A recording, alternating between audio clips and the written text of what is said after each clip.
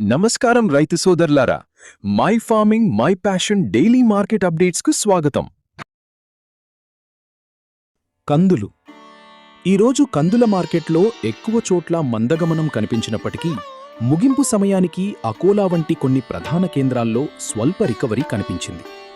అకోలా ముగింపు మార్కెట్లో Maruti local new, old మరియు చారు రకాల ధరలు ఉదయం కంటే ముగింపు సమయానికి క్వింటాలుకి 50 రూపాయల చొప్పున పుంజుకున్నాయి. అయితే ఇండోర్ మార్కెట్లో మహారాష్ట్ర మరియు కర్ణాటక లైన్ కందులు 100 రూపాయల మేర తగ్గాయి. పొదిలి మార్కెట్లో కందుల ధర మరో 50 రూపాయలు తగ్గి 8,250 రూపాయల వద్ద ముగిసింది.